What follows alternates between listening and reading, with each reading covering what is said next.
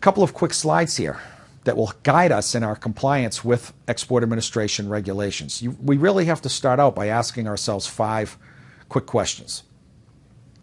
Number 1, is the item on the Commerce Control List? We just said we have to go look it up, starting literally in the alphabetical glossary of the CCL.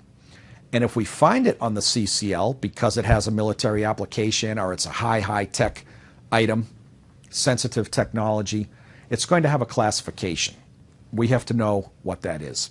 On the other hand, second bullet point, we have to know the country of ultimate destination for an export or a re-export. We have to know what country it's going to and if the people we're selling to are going to re-export that item. That re-export piece, very important. Who's the end user? The actual company or individual. What is the end use? That's that dual use component. Are they going to use it to make a smartphone? Or are they going to jury-rig the chipset and turn it into some high-end military application communication device? You have to know that. And the fifth point here, is there any conduct surrounding a transaction, any facet of an overall transaction, that appears to be in support of a proliferation, which is just a fancy way of saying breaking the rules. So do we get an inquiry from a company, an individual, unsolicited inquiry to buy product from us for the first time and they want to pay cash?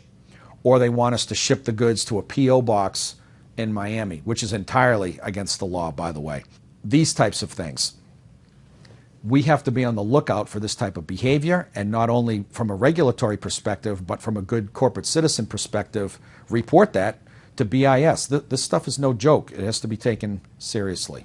When we start exporting, we determine we don't need a license. We determine we do need a license. We're all done with that. We're starting to look at exporting now. And one of the ways we do that, to report our exports to the United States government, is through the use of what's called a Schedule B number. This is the same, for all intents and purposes, the same HS number, harmonized system number, that we've talked about so many times and we'll see again in just a minute. So the Schedule B number, and we as exporters have to know the Schedule B number for every product that we export. It's a 10-digit nomenclature to classify goods for export. That's bullet point 1. Bullet point 2, there is literally a Sched B, as it's called, number for every type of product. We also mentioned this. The Schedule B is based on the harmonized system, which is administered by the World Customs Organization. Globally, and here's where the harmonization part comes in, and we've mentioned this, every country that's a signator to the HS agreement, the harmonized system agreement, through the World Customs Organization, the classification for any product is going to be the same, up to 6 digits. The first 4 digits are called a heading. All 6 digits together are called a subheading. So if I'm looking at my desk and I see a microphone on the desk, can I go and classify a microphone anywhere in the world up to 6 digits? No question. Can I do the same with my laptop, with a keyboard? Yes, you can.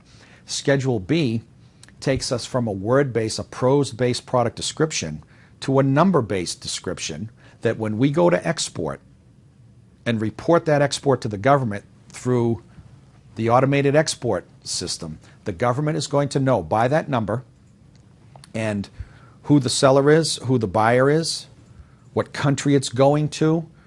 Based on its 10-digit number, does it require a license? They being the government, CBP, Department of Commerce, BIS, they're going to know if that product requires a license. That's how they tie in all these regulations to the real-world tactical execution of exports. All of that is through the Schedule B number.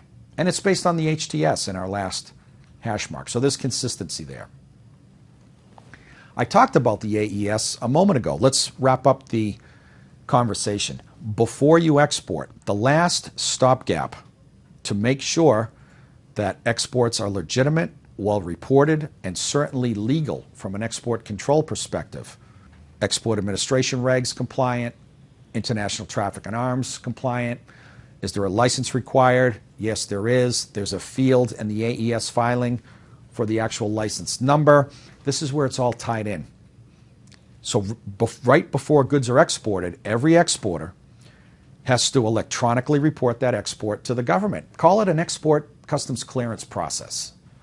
Although not as cumbersome as an import customs clearance process, it's a similar idea. So what is this whole AES thing? It's the electronic method through which EEI, electronic export information, all the details of a transaction, and manifest details, what's being shipped in what quantities and at what values, are filed with the U.S. government. And its intent is to support U.S. export controls and the compilation of trade statistics. 3 entities get the AES filing. BIS, it could be 4 actually, because the Department of State for ITAR purposes could get it as well. But BIS, CBP, Customs and Border Protection, and Census. Census is the entity in the government that compiles trade statistics. That's where they get their export trade statistic information from. So this AES filing, you can't export without your AES filing for goods in excess of value of $2,500. That's another reg that is out there. Small value shipments, you don't need an AES filing. Another important point is that we as exporters can use a freight forwarder to do the AES filing for us. So that's another service that a freight forwarder will offer. We can do it ourselves. We just have to have the right software to submit to CBP. So very quickly, we already said this. AES is a multi-agency requirement. CBP, BIS, Census, and DDTC. Lots of alphabet soup there. At the end of the day, whether we use a freight forwarder to help us or not, we as the exporter are responsible for the filing. And in that context, from a compliance perspective, we are referred to as the USPPI, the U.S. Principal Party of Interest. The entity that has the greatest interest, more than likely ownership, in the export. Even if we use a freight forwarder or file, if something goes wrong with that filing, it's still our issue.